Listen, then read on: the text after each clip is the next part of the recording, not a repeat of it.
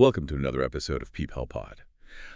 So today, I want to start by asking you a question, because this whole story feels like a riddle. Okay, I'm intrigued. What is it? Right, so how does a 14-year-old kid who is playing, like, illegal warehouse raves in East London end up growing up to create this massive lime green cultural phenomenon? Oh, wow. I mean, a phenomenon so big, it literally infiltrates a U.S. presidential campaign. And she does all of this while actively fighting against traditional pop music the entire time. Yeah, it sounds completely made up, right? Like the plot of some weird, surreal indie movie.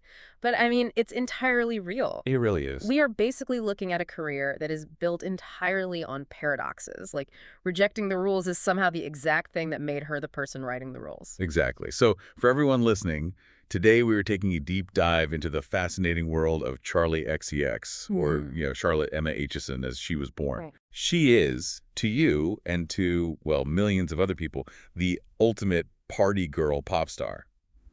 But she's a pop star who built this massive, record-breaking career by relentlessly defying every single convention the music industry tried to force on her. Yeah, and I think what's really essential to understand here, right from the start, is that Charli never just chased whatever trend was topping the Billboard charts. No, not at all. Over the course of the 2010s and the 2020s, she actively architected the sound we now call hyperpop. Right. She basically invented it. She did, and she found this incredibly precarious balance. She was delivering these massive, undeniably catchy mainstream hits while simultaneously just pushing the absolute boundaries of cutting-edge, aggressive experimentalism. Yeah, I like to think of her career as the ultimate Trojan horse. Oh, that's a great way to put it. Right, because she spent years sneaking these weird, gritty, underground rave aesthetics right into this shiny, heavily guarded fortress of global pop music. Yes, exactly. And before the record executives even realized what was happening, she had just, completely taken over the castle. That analogy holds up perfectly when you look at the actual mechanics of her career. And, I mean, to really understand how she constructed that Trojan horse, we have to look at the environment she grew up in. We do, yeah. Let's get into the backstory. Because that tension between the mainstream and the outsider, between the polished and the gritty, it was present from day one in her own identity. Yeah, so let's set the scene for that. She grew up in Start Hill, Essex, which is, her background there is a real clash of worlds. It really is. She is half Scottish on her father's side and has Indian on her mother's side. And her mother is of Gujarati descent and was actually born in Uganda. Right. Before her family was expelled by the Idi Amin regime, and they ultimately had to flee to England. Yeah, a really intense history. And that mixed heritage, from what we saw in the sources, it created a pretty profound sense of displacement for her growing up. Oh, absolutely. Charli has described living what she calls two half-lives. Two half-lives, yeah. Like, on the weekends, she would visit her maternal grandparents. And in that space, she felt deeply connected to her Indian heritage. Eating food cooked by her grandmother, immersing herself in Bollywood films, that sort of thing. Sounds like a really warm, supportive environment. It was, but then Monday morning would roll around. And suddenly she is just back in rural Essex, which I had to imagine was a pretty stark contrast. It was an entirely different universe for her. The rest of her rank was spent in largely white spaces, where she was just painfully aware that she didn't fit in. Yeah, the sources mentioned she endured a lot of racist bullying at school, right? She did. She was mocked for her skin tone, with other kids actually calling her dirty. Ugh, that's awful. It really is. She felt totally alienated as this half-Indian girl with frizzy hair among all these predominantly white peers. She didn't feel fully embraced by either world, really. Which, that is the classic catalyst for a young person seeking out their own tribe, right? If you don't fit into the world you're given, you just go find a new one. Yeah. And for her, that escape was music. Yep, music was the way out. So she's just 14 years old, and she gets a loan from her parents to record an entire album. At 14.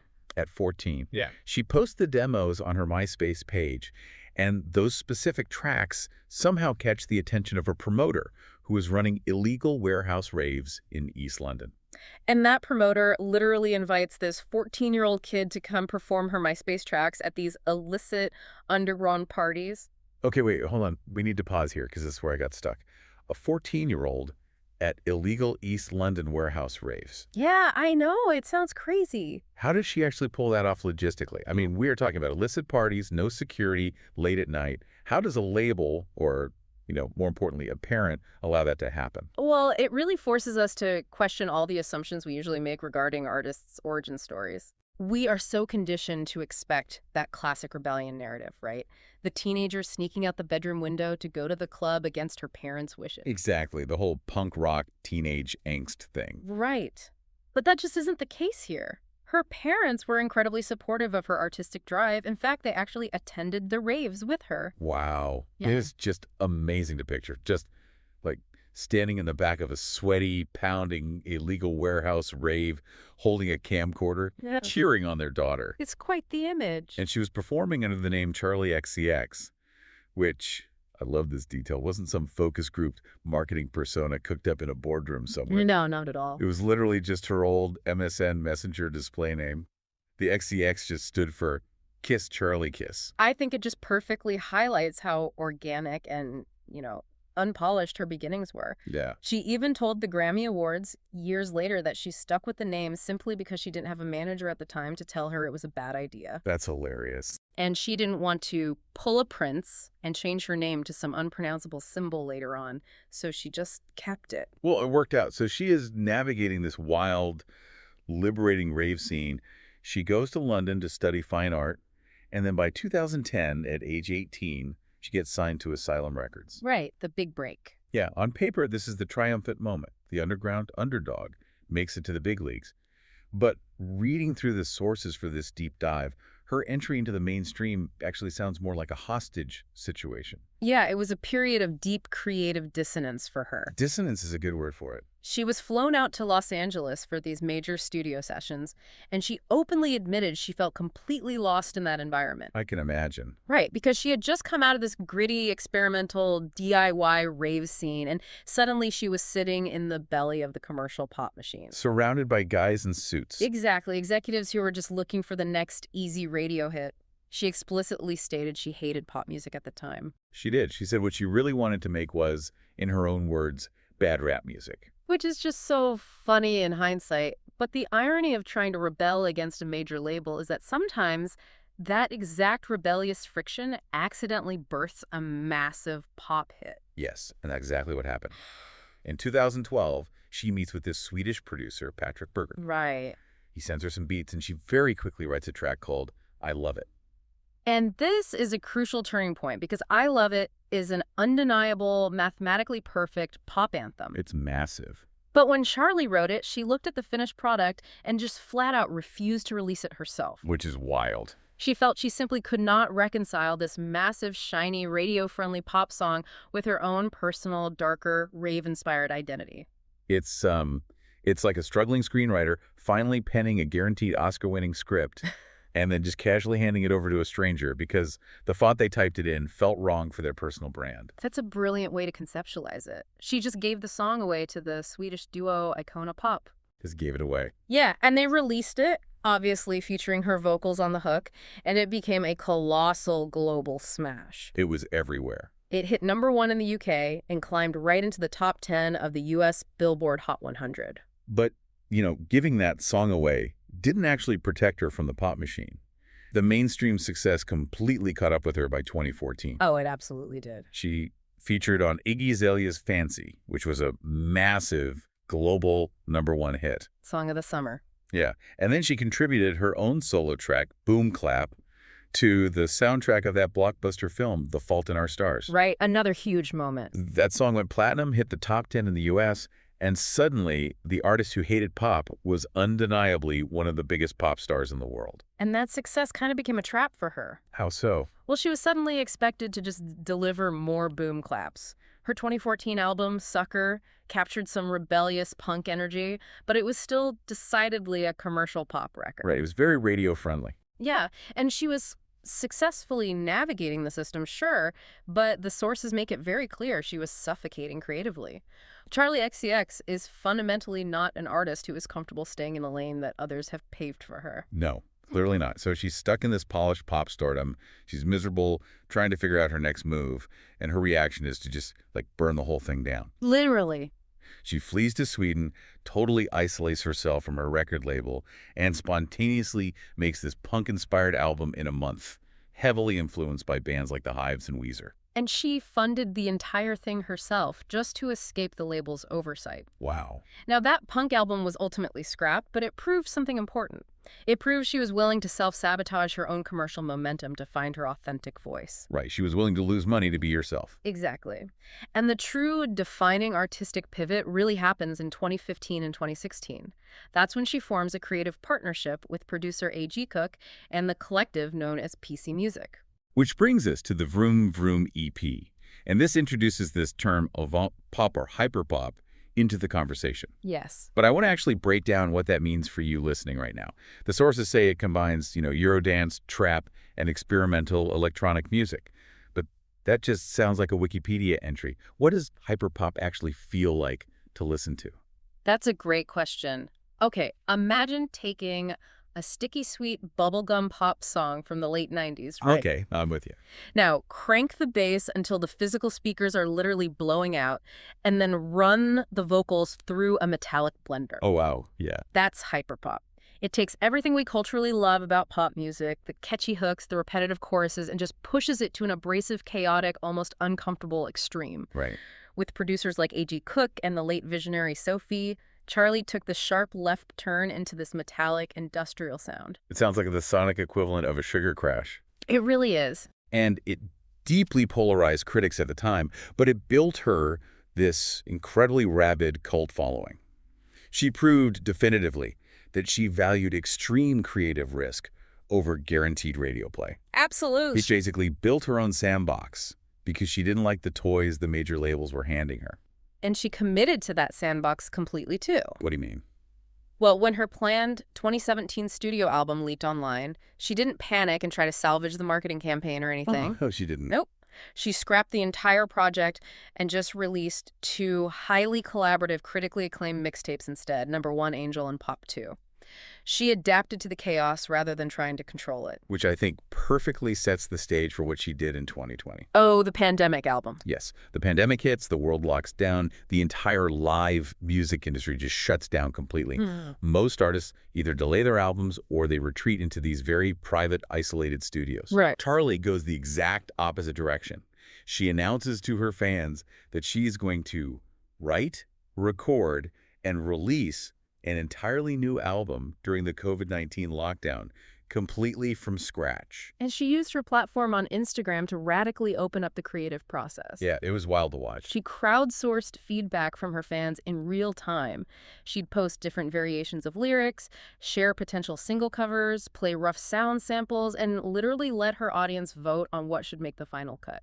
It's like a magician doing their best tricks on stage, but turning around to face the audience so you can see all the trapdoors, the hidden sleeves, and the mirrors. That is exactly what it felt like. She just removed all the mystery and that manufactured glamour from the pop star process. It was a fascinating experiment in democratizing art, and she delivered the album, titled How I'm Feeling Now, in just 6 weeks. 6 weeks is insane for a full album. It really is, and critics lauded it as a true work of its time.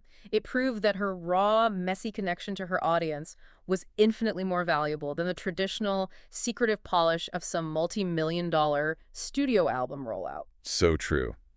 So, by this point, she has established herself as this avant-pop darling, a critical favorite, and a collaborator with everyone from Lizzo to BTS. Right. Huge range. She has immense underground credibility. But then the calendar turns to 2024, and everything just explodes with the release of her 6th studio album, Brat. Yes, Brat. Brat represents the absolute collision of her underground rave girl sensibilities and total undeniable mainstream domination. The ultimate Trojan horse moment. Exactly. The album didn't just perform well financially. It received universal critical acclaim. It achieved a staggering score of 95 on Metacritic. 95? Yeah, which was the highest for any album released in 2024, placing it among their top 20 highest-rated albums of all time. But, to really understand the Brat phenomenon, we have to look past just the music and talk about the visual aesthetic. Yes, that harsh, unmistakable, pixelated lime green cover. It sparked a viral internet trend that the world collectively dubbed Brat Summer.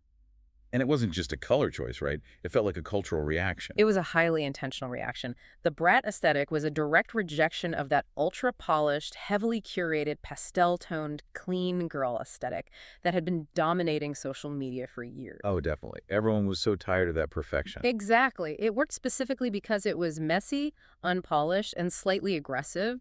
It essentially gave people permission to just be chaotic. And that chaos transcended music entirely. Really did. Like, to give you a sense of just how massive this cultural footprint became, the Brat aesthetic was even adopted by the Kamala Harris 2024 presidential campaign. Yeah, that was surreal to see. Right. And now, looking at this strictly as a measure of cultural reach, we're obviously not endorsing or critiquing the politics themselves, just the sheer scale of the phenomenon. Right, purely the cultural impact. When a political campaign for the highest office in the United States co-ops a British avant-pop star's low-resolution lime green album cover to signal cultural relevance to voters, you have achieved a tier of influence that very few artists ever see. It infiltrated every level of culture, from political campaigns all the way to the Grammy Awards, where the album won 3 trophies. 3 Grammys. Including Best Dance Electronic Album and Best Dance Pop Recording for the lead single, Von Dutch. And the remix album she dropped later in the year gave her a UK #1 single with the track Guess, featuring Billie Eilish. But okay, reading through all these triumphs in the sources, I stumbled on a detail that absolutely blew my mind because it frames this entire era as a massive irony. Oh, I know you're going to bring up. So Charli experiences sound-to-color synesthesia, meaning she literally sees music as colors in her mind. Yes, and in the sources, she explains her relationship to those colors with a very specific quote. She said, "I see music in colors. I love music that's black, pink, purple, or red, but I hate music that's green, yellow, or brown." She explicitly stated she hates music that looks green. Yes. And yet, she branded her biggest, most defining, culturally dominant album with the most aggressive, eye-searing, lime green aesthetic imaginable. It's quite the contradiction. Why would an artist bathe their masterpiece in a color they literally despise? Because she fundamentally leans into friction. Yeah. She doesn't just embrace the things that are easy or traditionally pleasing. Right. By branding her most successful era with a color she associates with music she dislikes, she was challenging herself and challenging the audience to find beauty in the abrasive. Oh, that makes so much sense. It is that exact same punk rock spirit she had as a 14-year-old at the warehouse raves, just manifesting on a global scale. Wow. But, if you're listening to this and feeling exhausted just hearing about her schedule, I mean, the boiler room sets, the studio sessions, the constant reinvention, and carrying that party girl persona for over a decade, you aren't alone. No, not at all. Charli herself hit a wall. There was a very human reality behind all those lime green memes. The sources provide some really important nuance here regarding the severe limits of that immense visibility. Despite reaching the absolute pinnacle of her career, the toll was heavy. Yeah, it was pretty serious. By June 2026, Charli publicly opened up about her mental health, admitting that she was in the, quote, worst place mentally she had ever been in her life. It just shows that the machinery of the music industry and the demands of being a cultural icon can be incredibly draining, even for someone who seems to have completely mastered the system. Exactly. It highlights the immense, often unseen pressure of maintaining that specific lifestyle under the public eye. Yeah, the party has a price. But what is inspiring is how she has responded to that by diversifying her creative outlets. She isn't just a pop star trying to survive the music industry anymore. She is expanding into new mediums, perhaps as a way to find healthier avenues for her expression. Yeah, looking at her trajectory in 2026, her pivot into independent cinema is fascinating. Very fascinating. And she isn't just dropping cameos in mainstream blockbusters to boost her profile either. She is actively picking these gritty, unsettling indie films. She's taken on acting roles in Eruptia, Faces of Death, and an upcoming thriller called I Want Your Sex. She is essentially applying that exact same avant-garde curation she used in her music directly to her film career. Definitely. Under her production company, Studio 365, she produced her first film, The Moment, which went straight to the prestigious Sundance Film Festival in early 2026. Not to mention her work as a film composer. She co-scored the 2023 comedy Bottoms, and she composed the soundtrack for Emerald Fennell's 2026 drama Wuthering Heights.